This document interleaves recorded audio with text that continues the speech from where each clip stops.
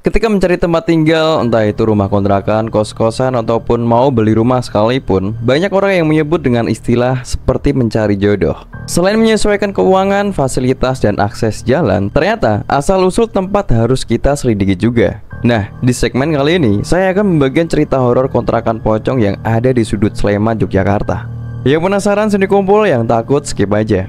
Semua itu berawal dari salah satu followers di Twitter saya yang ngirim ceritanya melalui DM. Ini adalah pengalaman dari 6 mahasiswa yang pada tahun 2016 yang lalu memutuskan untuk mengontrak sebuah rumah di utara Jogja. Lebih tepatnya di kawasan Condong Catur Sleman, Ring Road Utara. Dengan harga yang bisa dibilang mahal, mereka tetap memutuskan untuk mengontrak dengan patungan. Selain dekat dengan kampus, faktor kebersihan dan akses jalan yang mudah ternyata menjadi alasan utama mereka. Awal menempati kontrakan, semua itu aman-aman aja. Bahkan bisa dibilang gak ada gangguan sama sekali.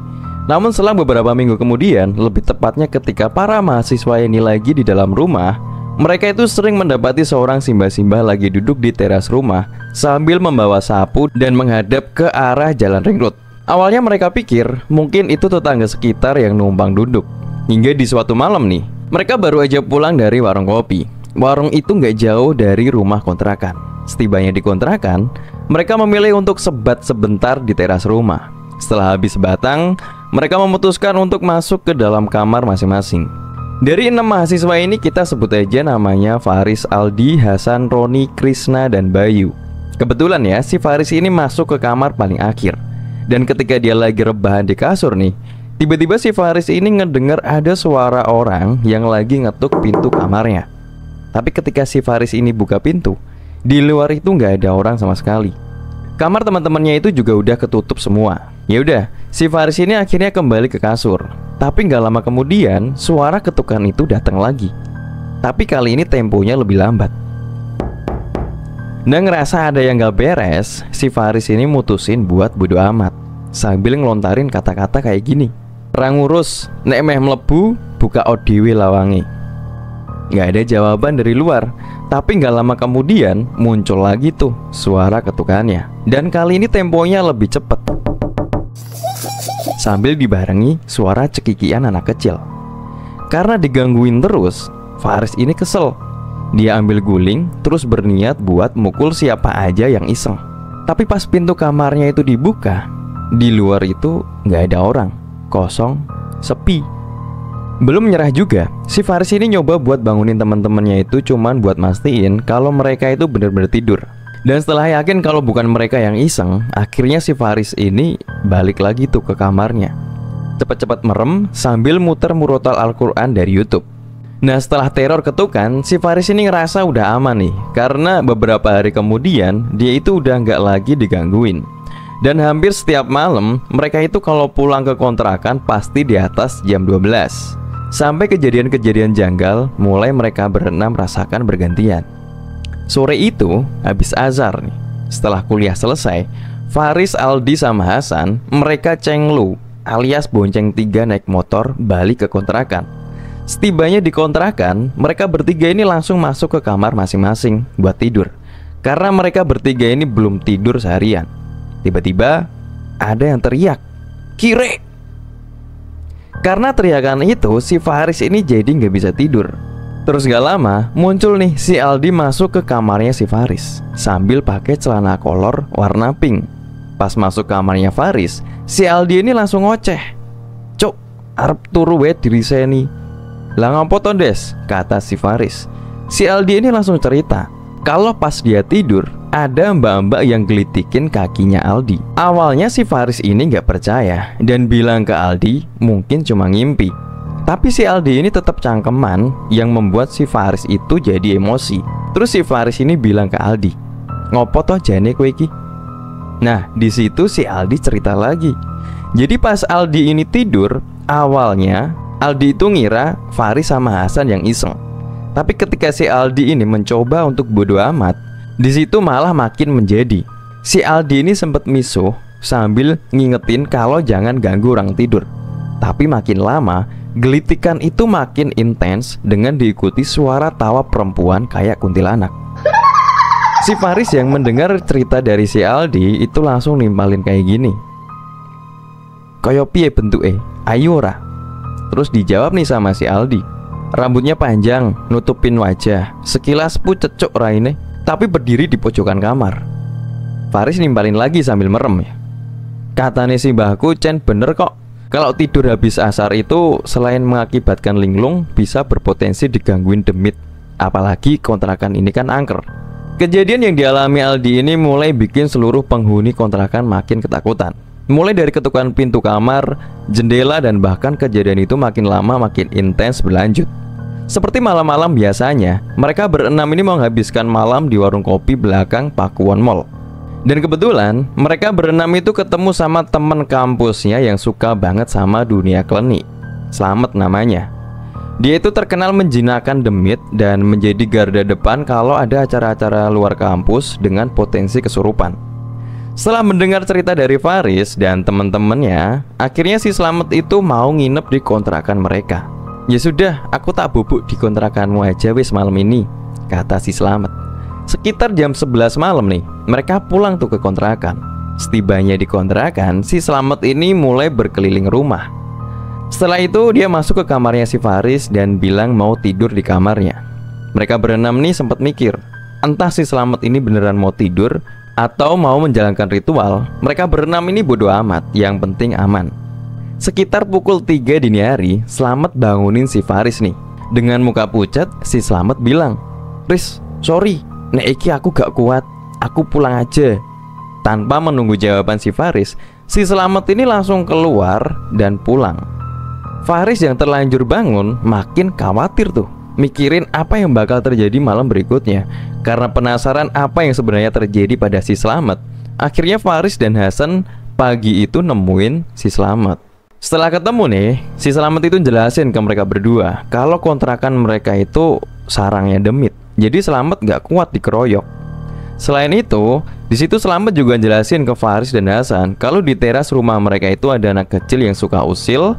Terus di kamarnya Faris itu ada 2 mbak-mbak. Terus di lorong itu ada ular yang lebarnya itu selorong, lebarnya selorong. Terus raja terakhirnya ada di wilayah dapur dan kamar mandi. Di sana ada genderuwo tapi mager. Tapi yang di luar rumah banyak Riz, koloni demit, kata si Slamet menjelaskan dengan detail. Menjelang sewa kontrakan mau selesai nih, mereka udah nggak lihat lagi nih Simba-Simba yang duduk di teras. Sudah nggak lagi ngelihat Simba-Simba yang nyapu di teras juga. Teror yang mereka semua rasa udah selesai, ternyata makin parah dong setelah kemunculan pocong bermuka glowing. Beberapa dari mereka mulai merasa ada yang janggal dengan kamar masing-masing. Dan beberapa teman Faris ini juga ngalamin tindihan atau sleep paralysis. Dan anehnya pengalaman mereka itu hampir sama, yaitu mimpi basah bersama mbak-mbak yang sama. Dan itu gak cuman sekali, tapi sehari bisa 3 kali, kayak minum obat. Hal itu membuat mereka berenam itu menyerah dan ingin segera pindah. Saat itu ketika libur semester, di kontrakan itu cuman ada Faris dan Aldi, sementara yang lain pada mudik. Kemudian Faris ini mencoba ngajak teman-temannya buat nginep di kontrakannya biar ramai. Dan sekitar pukul 2 dini hari, mereka itu masih ngobrol tuh di teras rumahnya. Tiba-tiba temannya Faris itu cangkeman dan memecah suasana malam itu. Temannya Faris itu bilang, "Kalian ngerasain kalau anginnya aneh nggak sih?" Belum sempat mereka menjawab, tiba-tiba terdengar suara keras dari jalan raya.